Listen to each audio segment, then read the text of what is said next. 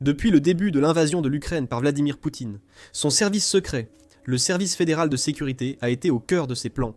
De plus en plus militarisé depuis le début de la guerre, l'organisation est essentielle pour la collecte de renseignements de Vladimir Poutine et sa capacité à mener une guerre de l'ombre.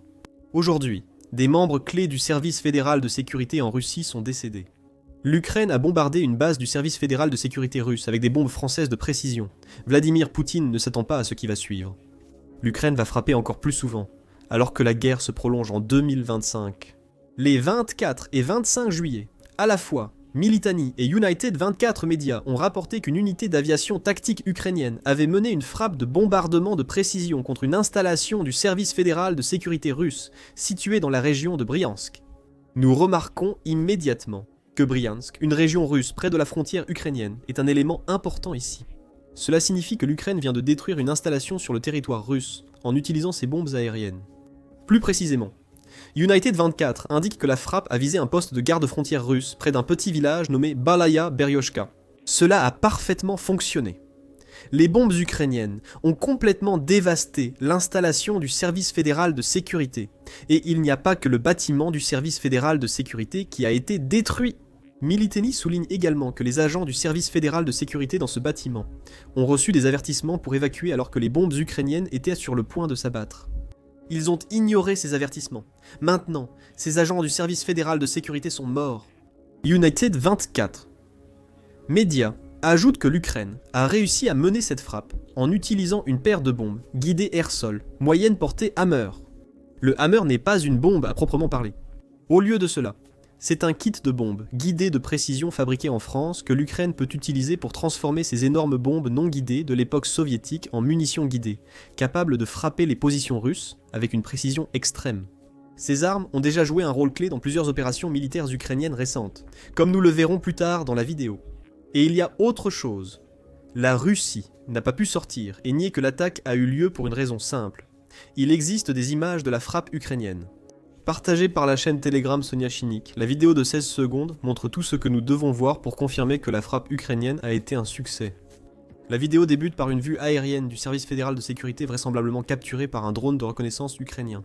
La situation à Bryansk, un territoire russe, sera déjà préoccupante pour Poutine. La présence de drones ukrainiens à Bryansk montre que la sécurité mise en place par Poutine pour protéger la région de la menace aérienne ukrainienne est inefficace. Quelques secondes pause après le début de la vidéo, on constate l'échec flagrant des défenses aériennes russes. Le premier coup de marteau atteint le coin de l'installation du service fédéral de sécurité, provoquant un immense panache de fumée et de débris dans les airs. En quelques secondes, le deuxième marteau frappe près du premier dans un autre nuage de feu et de fumée. C'était une attaque coordonnée. La majeure partie de l'installation du service fédéral de sécurité est intacte, seul un coin étant bombardé par les bombes marteaux de l'Ukraine. L'Ukraine devait être au courant que ces cibles du service fédéral de sécurité se trouvaient dans cette zone. Désormais, ces cibles sont neutralisées. La chaîne Telegram Sonia Chinik était jubilatoire dans sa réaction aux images qu'elle a partagées. Les Cosaques se sont bien amusés. Dans le nord, une cible de choix a été détruite par 2 marteaux air-sol moyenne portée, a-t-elle déclaré. Les sous-officiers des troupes d'occupation ont ignoré les mesures de sécurité malgré un premier avertissement, entraînant un rappel à l'ordre concernant leur expulsion vers l'enfer. Selon Défense Express, les autorités russes n'ont pas encore confirmé officiellement la frappe, ce qui n'est pas surprenant. Les images indiscutables montrent clairement 2 missiles air-sol moyenne portée Hammer atteignant leur cible. La Russie ne peut ni prétendre qu'il s'agissait de débris de drones, ni affirmer avoir abattu les 2 bombes en plein ciel. Ce sont des frappes directes, filmées pour que le monde entier puisse les voir.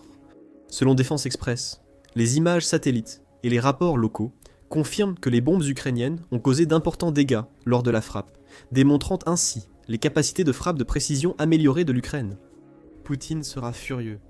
Non seulement une installation clé du service fédéral de sécurité a été détruite, mais les défenses aériennes déployées à proximité se sont avérées inefficaces. Les images ne prouvent pas que les défenses aériennes ont réagi aux bombes Hammer. 2 possibilités en découlent. Soit ce qui était en place n'a pas réagi aux bombes, soit, ce qui est plus inquiétant pour Poutine, aucune défense aérienne ne protégeait le bâtiment, et l'Ukraine a pu en profiter. Quoi qu'il en soit, la Russie doit maintenant faire face aux conséquences. Un bâtiment du service fédéral de sécurité est en ruine, les bombes ukrainiennes ayant aussi tué certains des agents les plus précieux des services de sécurité russes. Et l'attaque a été menée à l'aide d'un kit de bombes fabriqué en Occident, montrant à quel point les anciennes lignes rouges de Poutine comptent peu pour l'Ukraine et l'Occident collectif. Concentrons-nous un instant sur l'Azim Hammer. Fabriqué en France, à l'air-sol moyenne portée Hammer, s'est imposé comme l'une des armes les plus précieuses de l'arsenal ukrainien. Selon Army Recognition, Hammer, dans le nom, signifie munition hautement agile, modulaire, à portée étendue. Et cela vous dit l'essentiel de ce que vous devez savoir sur ce kit de bombe français. C'est un kit modulaire fixable à presque toute bombe non guidée, augmentant sa portée, tout en lui offrant un niveau de précision qu'elle n'avait pas auparavant. En somme, l'Ukraine n'a plus besoin d'envoyer des bombardiers pour larguer directement ses bombes non guidées sur les cibles russes. Elle peut lancer des marteaux air-sol moyennes portés à distance, sachant qu'ils planeront jusqu'à leur cible. Le marteau est entré en service dans l'armée de l'air et l'aéronavale française en 2007, et peut être utilisé avec des bombes pesant de 125 à 1000 kg. Il existe 3 versions principales du kit, offrant chacune différents niveaux de précision et de ciblage pour les bombes non guidées ukrainiennes. Le SBU-38 est la version originale du marteau, et il est équipé d'un système de guidage, système de positionnement global, ainsi que d'un système de navigation inertielle. Cette combinaison donne au SBU-38 une probabilité d'erreur circulaire, ou cercle d'erreur probable de seulement 100 mètres. Selon Golflink, la mesure cercle d'erreur probable correspond au rayon d'un cercle à l'intérieur duquel la moitié des projectiles du missile sont censés tomber. En d'autres termes, le cercle d'erreur probable de 100 mètres du SBU-38 signifie que on s'attend à ce que la moitié de toutes les bombes Hammer que l'Ukraine lance avec cette version du kit de guidage atterrissent à l'intérieur d'un cercle ayant un rayon de 100 mètres. C'est précis, mais ce n'est rien. Comparé aux autres versions de l'Assam Hammer, la France a également développé les variantes SBU-54 et SBU-64 de la air-sol moyenne portée Hammer. La première version améliorée du kit de bombe planante intègre un autodirecteur infrarouge imageur, permettant à la bombe non guidée d'origine de faire correspondre sa cible avec une image de référence mémorisée. La seconde est dotée d'un guidage laser, en plus du système de positionnement global et de la navigation inertielle, permettant une précision accrue. Dans les deux cas, le cercle d'erreur probable est réduit à seulement 100 mètres Mikhaïlov. D'après les images de la frappe à Bryansk, l'Ukraine a probablement utilisé la variante SBU-54 ou SBU-64 de l'air-sol moyenne portée marteau lors de l'attaque. Les deux bombes ont atterri à quelques mètres l'une de l'autre, leur frappe se concentrant sur un coin précis du bâtiment du service fédéral de sécurité. Cela suggère qu'un faible cercle d'erreur probable était en jeu, et cela indique à Poutine que l'Ukraine dispose de la meilleure version d'un kit de bombe qui était déjà suffisamment dévastateur à la base. Nous en savons également plus sur le kit de bombe et ses capacités en termes de portée et de plateforme de lancement. Selon Army Recognition, la bombe a été conçue à l'origine pour les avions d'assaut Rafale et Mirage 2000D, mais sa compatibilité s'est étendue depuis 2007. Les bombes air-sol moyennes portées Hammer sont maintenant tirables depuis le Dassault Mirage F1 et crucialement pour l'Ukraine, depuis les F-16 et MiG-29. Les deux dernières plateformes appartiennent à l'arsenal ukrainien, donnant à l'Ukraine suffisamment d'avions pour faire des bombes Hammer des armes cruciales, alors que la guerre en Ukraine entame sa 4e année. Quant à la portée, le kit Hammer permet à une bombe non guidée d'atteindre une cible jusqu'à 700 km de distance. Réfléchissez à nouveau à la signification de cela dans le contexte du fonctionnement du kit. Sans le kit Hammer, les bombes non guidées ukrainiennes doivent être larguées directement au-dessus des cibles, ce qui comporte des risques. Pour la frappe de Bryansk du 24 juillet, l'Ukraine aurait dû envoyer ses F-16 ou ses MiG-29 en territoire russe, les exposant potentiellement à des défenses aériennes capables de les abattre. Avec le kit Hammer, l'Ukraine peut lancer des bombes depuis l'arrière de la frontière, en sécurité à l'intérieur de son territoire. Ainsi, elle n'a pas à s'inquiéter de perdre des plateformes aériennes coûteuses et limitées en nombre. Ajoutez à cela la capacité des variantes SBU-54 et SBU-64 à suivre et engager des cibles mobiles, la première fonctionnant également par tous les temps. Et vous obtenez une arme qui s'avère rapidement être la plus précieuse de l'arsenal ukrainien. Et la situation empire pour Poutine. L'Ukraine et la France connaissent la valeur inestimable du marteau. Les deux pays collaborent donc pour envoyer un maximum de ces redoutables kits de bombes en Ukraine. La production du marteau Assam augmente en France. Le 3 juillet, le ministère des Armées français a annoncé un accord avec Safran pour augmenter la production de kits marteau comme jamais auparavant.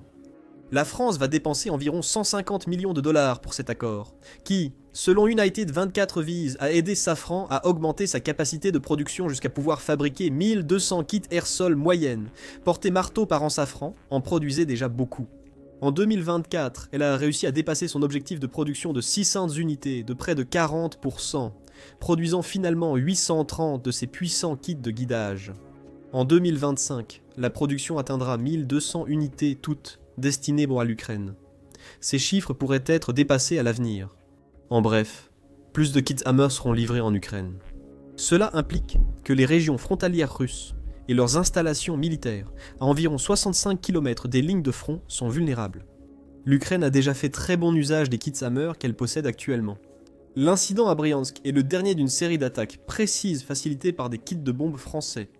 En avril, l'Ukraine a utilisé des bombes Hammer pour éliminer des groupes de soldats russes dans les zones occupées de l'oblast de Zaporijia, en Ukraine. United 24 affirme que les bombes Hammer ukrainiennes ont visé les villages de Myrna, Pobidna et Zerobianki. Pobidna a été frappé par 2 bombes Hammer, détruisant une unité d'artillerie russe et la fortification de campagne servant d'abri à l'équipage des Massive Guns. Myrna a aussi été touchée par 2 bombes Hammer, qui ont détruit un bâtiment où la 22e brigade spéciale indépendante russe était réunie. Et à Zerbianki, les bombes ukrainiennes ont détruit un dépôt de munitions, que la Russie avait tenté de dissimuler dans une zone boisée. Selon Euromaidan Press, de multiples attaques à la bombe Hammer ont eu lieu. L'Ukraine a également utilisé ces bombes pour frapper des cibles à Bakhmut, détruisant un poste de commandement du 3e corps d'armée russe à Koursk. L'Ukraine a utilisé les kits Hammer pour bombarder des bâtiments abritant des opérateurs de drones russes. L'Ukraine a utilisé ces bombes Hammer pour éliminer des troupes à Gojevo, qui se préparaient à attaquer la région de Soumy. Les bombes Hammer ukrainiennes sont puissantes, rapides et précises. La Russie semble impuissante face à elles. L'incident récent avec le bâtiment du service fédéral de sécurité à Bryansk semble le confirmer. Il s'agissait d'une précieuse installation russe, utilisée par certains des atouts les plus importants de l'armée de Poutine. Elle aurait dû être fortement protégée par des défenses aériennes, mais elle ne semble rien faire pour empêcher l'Ukraine de frapper fort. Une installation du service fédéral de sécurité est maintenant en ruine, ce qui soulève la question évidente. Et maintenant ? La première réponse, c'est qu'il y a de fortes chances que d'autres frappes à l'intérieur de Bryansk arrivent. La région frontalière russe est depuis longtemps une cible pour l'Ukraine. En 2023, des soldats armés ont traversé la frontière pour un raid à Bryansk, prélude à la contre-invasion réussie de Koursk en août 2024.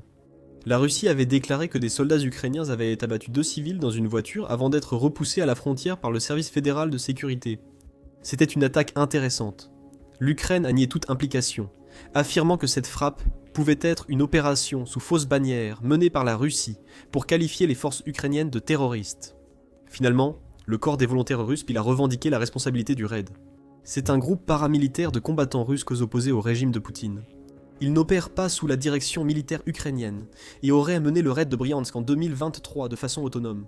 Cependant, le raid de 2023 a révélé que Bryansk pourrait être un point chaud dans la guerre en Ukraine en 2025, ce qui s'est confirmé. En mai, l'agence de presse russe TAS a rapporté que la période du 6 au 7 mai avait vu l'Ukraine attaquer Bryansk avec 66 frappes utilisant 140 munitions. Selon Alexandre Bogomas, gouverneur de la région, les attaques ukrainiennes cibleraient des zones civiles. L'armée ukrainienne continue ses attaques barbares à notre frontière. Malgré le cessez-le-feu déclaré par notre pays, le régime de Kiev a mené 66 attaques contre des localités frontalières au cours des dernières 24 heures et les services opérationnels et d'urgence travaillent sur le terrain. La mention d'un cessez-le-feu est intéressante. Les frappes ukrainiennes ont coïncidé avec le cessez-le-feu autoproclamé, que Poutine a essayé d'imposer à l'Ukraine, pour que la Russie puisse célébrer le jour de la victoire. L'Ukraine a refusé le cessez-le-feu. En mai, Bryansk a subi la pleine force de son arsenal aérien. Le 29 juin, Bryansk était à nouveau visé par l'Ukraine. United 24 a rapporté que des drones ukrainiens ont frappé une installation logistique militaire, qui a ensuite été identifiée comme étant une branche du 1060e centre du drapeau rouge pour le soutien matériel et technique de la Russie. L'installation, une base connue de stockage et de réparation de l'artillerie russe, a été réduite en décombres suite aux frappes ukrainiennes. Le point ici est que la frappe de l'Ukraine sur le bâtiment du service fédéral de sécurité n'est qu'une parmi plusieurs qu'elle a menées à Bryansk en 2025. C'est inquiétant pour Poutine. Ces frappes ukrainiennes sont de plus en plus réussies, montrant à l'Ukraine qu'elle peut en lancer davantage pour créer de gros problèmes dans une région frontalière russe clé. Aujourd'hui, c'était un bâtiment du service fédéral de sécurité. En juin, un dépôt d'artillerie a été détruit. Demain, qui sait ce que l'Ukraine pourrait viser ensuite ? Poutine sera inquiet de ce que l'avenir réserve à Bryansk. Et ce n'est pas seulement la perte d'installations militaires qui préoccupera le dirigeant russe. Il pourrait aussi craindre que l'Ukraine se prépare à répéter la contre-invasion de Koursk de 2024. Nous avons déjà mentionné cette invasion, où l'Ukraine a réussi à conquérir environ 1200 km² de territoire à Koursk. Elle a gardé ce territoire pendant des mois, jusqu'à ce que la Russie repousse les soldats ukrainiens. En avril de cette année, Koursk représentait un pari pour l'Ukraine.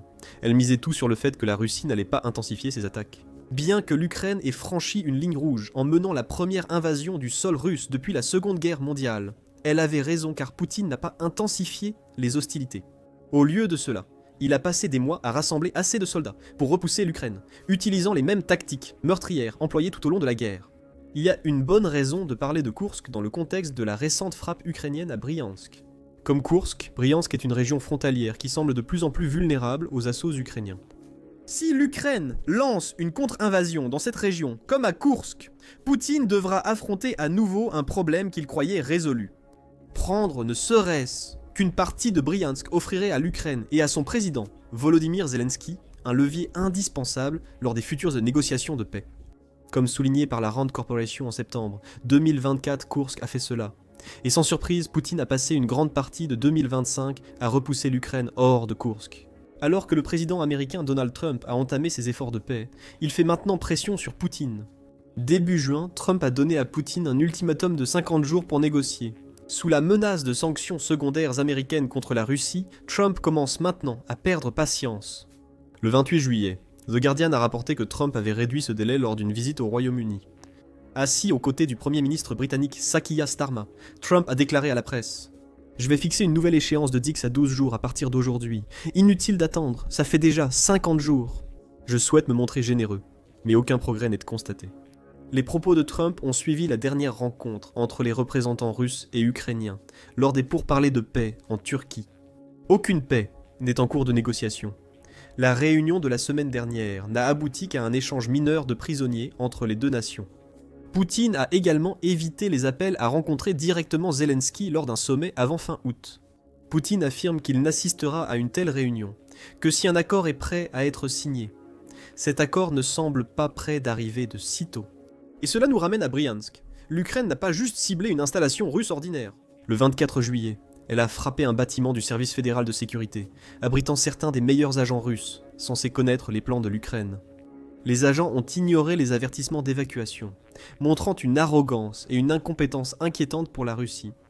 Avec l'échec des pourparlers de paix, l'Ukraine pourrait cibler des sites comme ceux-ci, en préparation d'une incursion à Bryansk, similaire à l'invasion de Koursk de août 2024. L'Ukraine a déjà prouvé qu'elle pouvait frapper des cibles à Bryansk, si elle est capable de prendre du territoire dans l'oblast russe. Elle pourrait obtenir un levier clé alors que Trump accentue la pression pour que Poutine négocie. Et il n'y a pas que Bryansk qui doit s'inquiéter des frappes ukrainiennes. D'autres frappes en profondeur touchent la Russie en plein cœur.